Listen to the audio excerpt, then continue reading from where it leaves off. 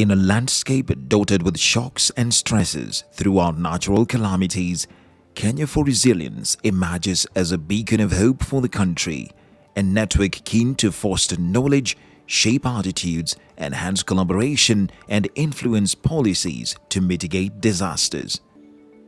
This place is quite degraded, and the area that residents around have for maybe their whole activities is almost quarter the land.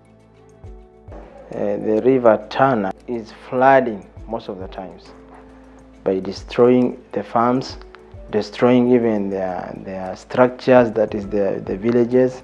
The schools have been submerged. Where we saw that our communities were actually getting a lot of shocks and stresses, we wanted to help them. I remember when we started explaining what is resilience, people are not even understanding. And I remember we would actually demonstrate with a stick that is bending and not breaking.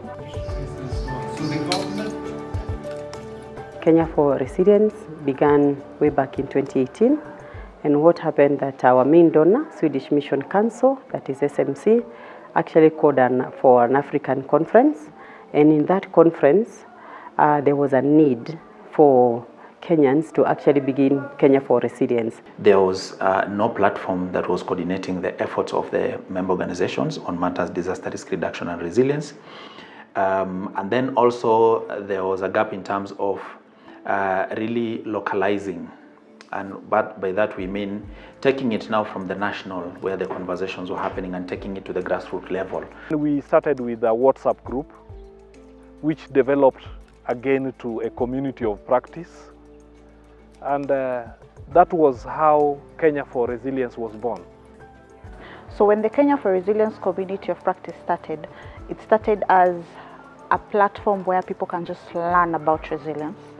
CSOs can come together to learn about resilience, share knowledge and experiences on how best can we build resilient communities.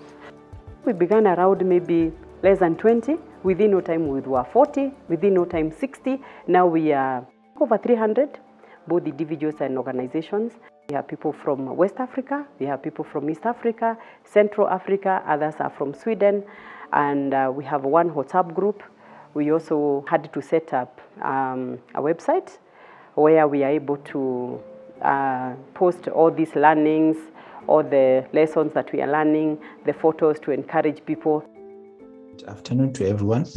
Glad that you are through the community of practice. We have held quite a lot of webinars, field visits, excursions, learning visits, a lot of interactions with people in the resilience space, even on technology, on WhatsApp, which worked very, very well. Some of these are some of the things that, while working out there as a development worker, if one wants to replicate the same approach, then also learn from this.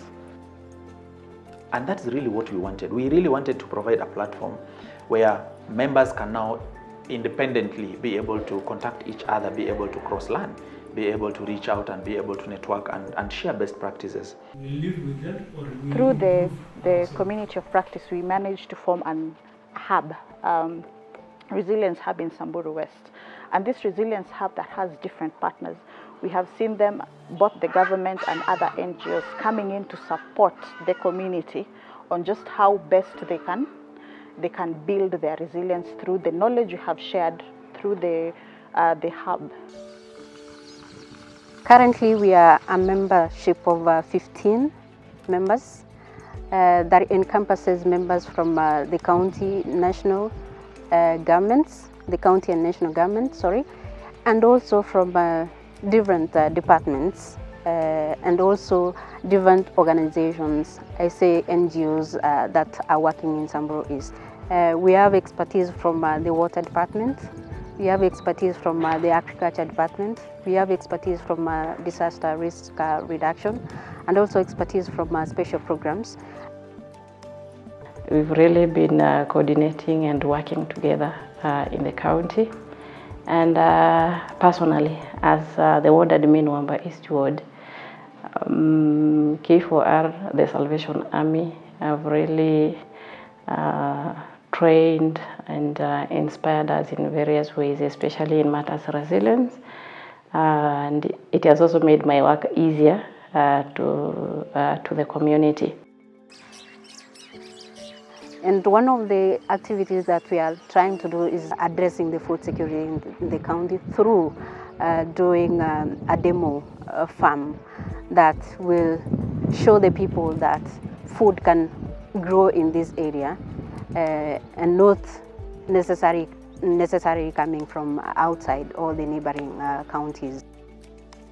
We are trying to train to bring up to change the set mindset, to change the mind of the people from being pastoralist to agro-pastoralist. That's of it. Through some of the technologies that is smart agriculture, to adapt those technologies where I can go to be able to grow some of the vegetables and also some of the fruits, just to improve the nutrition part of it.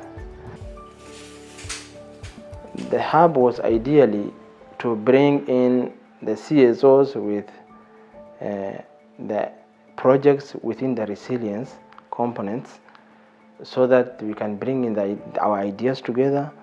The CSOs can see how best we can approach, and in terms of imparting skills and knowledges into our farmers. We did even an innovation for the week, for Farmer Innovation Week, through IAS and Children Mission Africa. And the week was very good because farmers were able to come and showcased their farming activities, how they did the farming, and what skills they applied, and the knowledge that they were able to share was learned by different farmers, and that was good. So we're trying to put here various technologies and various crops spanning from tomatoes, kales, spinach, sweet potatoes, and all types of vegetables, because we intend that people can come and learn from this farm and see it's possible to plant and harvest crops from this farm, because they are used to it being so dry.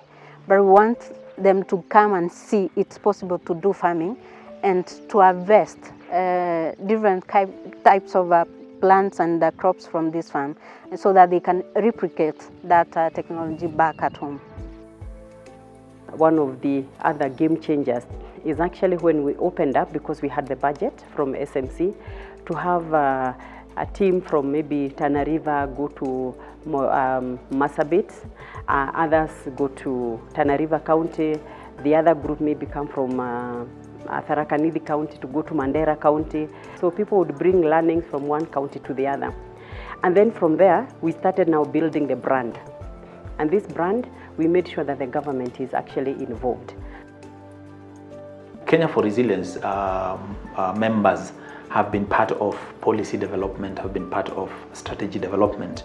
The Kenya National Strategy on Disaster Risk Management, for instance, received a lot of contribution from Kenya4Resilience Community of Practice. Kenya4Resilience had a side event at the COP28 talking about the role of faith actors in DRR and emphasizing the importance of their involvement. And that in itself then really harvesting and sharing experiences from the community, from Kenya, and taking that to the globe, and just being able to interact and influencing conversation at that particular level, which was very big. The governance of Kenya4Resilience has been excellent. They have delivered according to the project plan, and the evaluation shows very good results of the project. We partnered up, and jointly we participated at the UNDRR Global Platform in Indonesia to join in advocacy on global level. So we have the two aspects, the funding aspects, the donor perspective, that has worked fine, and also the partnership, the common dialogue and capacity building, joint capacity building, it has worked fine. So for the future of Kenya4Resilience, For the community of practice, we are looking at increasing the hubs to have at least each county with a resilient hub network. One of the key contributors to this particular success is the leadership and management of Kenya4Resilience. And with that, I mean, of course, from the Secretariat, which has been with Children's Mission Africa, just the dedication that has been there and the support that has been received on that, as well as our member organization, that is Children's Mission Sweden, have really been supportive. The Kenya4Resilience Community of Practice has a board which then a number of organizations sit in there in the different capacities, dedicate a lot to ensure that the network is strong, that there's continuity of work, and the right environment is there. And now we are moving from only covering Kenya officially to covering Africa. So now we are moving from Kenya4Resilience to Africa4Resilience. I'm glad that we are moving towards achieving the objectives of resilience work. The reasons as to why, because we have been learning. I will be asking each one of you a question.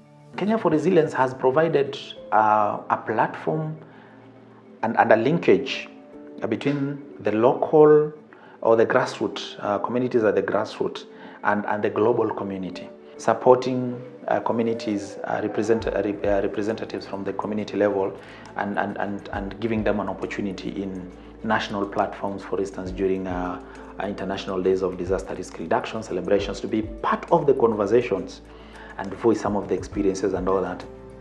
If somebody wants to become a member of the community of practice, you actually have to apply through the website.